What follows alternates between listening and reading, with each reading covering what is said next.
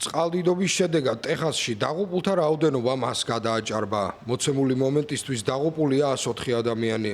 ადგილზე ჯერ კიდევ გრძელდება სამძებრო სამუშაოები. ოფიციალური პირების განცხადებით, კერის ოლქში მაშველება 84 ადამიანის ცხედარი იპოვეს, მათ შორის 28 ბავშვის. უხვი ნალექის გამო ცენტრალური ტეხასის ნაწილებში წყალდიდობის საფრთხე კვლავ არსებობს. სამძებრო სამაშველო ჯგუფები მძიმე ტექნიკისა და შესაბამისი აღჭურვილობის გამოყენებით აგრძელებენ დაღუპულთა ძებნას. შესაბამის სამსახურებში აცხადებენ, რომ გამოიკვლევენ, რატომ არ გააფრთხილეს დროულად მოსახლეობა წყალდიდობასთან დაკავშირებით და რატომ არ გასცეს ევაკუაციის ბრძანება რამდენიმე საზაფხულო ბანაკში. სამძებრო სამუშაოებში ასევე ჩართული არიან მოხალისეები, რომლებიც ტალახსა და ნანგრევებში ცდილობენ მაშველების დახმარებას. გუბერნატორმა გრეგ აბოტმა კვირას გვიან ღამით განაცხადა, რომ 41 პირი უგზო უკლოდ დაკარგულად მიიჩნევა, თუმცა მაჩვენებელი შესაძლოა კიდევ გაიზარდოს.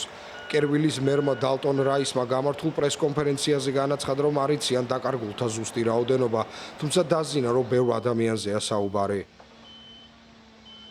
Now we're only focused on the Kerr County side. ახლა ჩვენ მხოლოდ კერის ოლქის მხარეს ვართ კონცენტრირებული.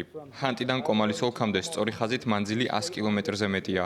ეს არის უზარმაზარი სივრცე. კიდევ ერთხელ უნდა აღვნიშნო, რომ ეს არის უპრეცედენტო მოვლენა. ასე რომ ჩვენ ჯერ კიდევ პირველადი ძიების ფაზაში ვართ. პროცესი სწრაფად მიმდინარეობს. ჩვენ გვაქვს სხვადასხვა სეგმენტი, რომლებიც ბადისებურად არის დაყოფილი. თითოეულ ამ სეგმენტს, რომლის სიგრძე 2 კილომეტრია, 1-დან 3 საათამდე სჭირდება. Each one of those segments are taking anywhere between an hour to 3 hours. წყალდიდობას ძლიერი შტორმი უძღოდა. დილის საათებში 30 სანტიმეტრი ნალექი მოვიდა. ყველაზე მეტად ტეხასის ცენტრალური ნაწილი დაზარალდა. რეგიონში ისეთი ნიადაგია, რომ მუდამ არსებობს წყალდიდობის საფრთხე. როგორც ცნობილია, სტიქიის ზონაში მოწყობილი იყო რამდენიმე საზაფხულო ბანაკიც.